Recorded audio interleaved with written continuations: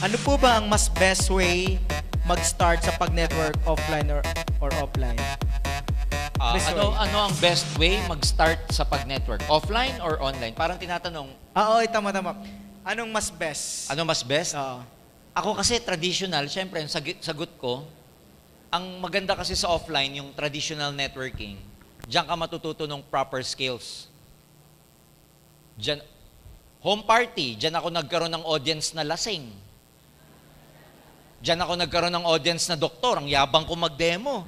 Napapaputi ko yung betadine eh. Yabang ko, may doktor, bakit pumuti? Lunok ako eh, hindi ko masagot eh. Doon ka matututo eh. Doon ka matututong mamutla. Doon matututong umurong dila mo kasi yung kausap mo mas mayaman pa pala sa'yo. Niyayabangan mo, mas marunong pa. Yes. Yung ganun ba? So online ka, ang tawag dyan street smart, sa kalsada ka matututo eh. Correct. Sa online kasi okay lang, pero based on my survey, although I've never tried online pa ng ganun ka-rigid, paminsan-minsan lang kasi, minsan Roy, ang advantage kasi, with being in the industry for so many years already, and pagkilala ka na, nagpaparecruit na sa'yo yung ibang tao. Hindi na yung tayo yung nagre-recruit, nagpaparecruit. May na. lumalapit na kumbaga. Sometimes I have prospects in Dubai, in Saudi. So, tinuturuan ko lang.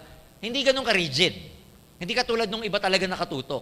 Pero based on my survey, mas effective ka daw sa online pag nakaranas ka ng offline for a while. Yes. Yun Actually, ang, sir, actually, oo. lahat ng mga galing sa offline, ay sa online, kasi nag-offline muna sila. Yes, So, ang best way pa rin, offline pa rin. Yung traditional pa rin. Kasi, doon mo mako-conquer yung emotions mo. Doon ma-overcome yung fear mo. Doon lahat eh. Doon ka matututo ng mga proper skills. Doon ka mapapahiya. You'll get the taste of being rejected. Doon lahat. Kaya for me, the best way, bago kayo mag-online, have at least a slight experience of how to do it manually. Traditional yung offline. Saka yung mga nag-online, mag-offline kayo. Kasi makakatulong lalo yon sa pagbibusiness nyo sa online. Yeah. Tama. So, wag niyong kakalimutan yung offline. Yung mga katulad nito. Kaya lang yung iba kasi nabubulag. Since alam nila, mas madali sa online, sumasalang na kagad sa online. Learn the basics first. Lagi ko nga sinasabi, you have to be brilliant on the basics. Hindi ko sinabing good, You have to be brilliant on the basics.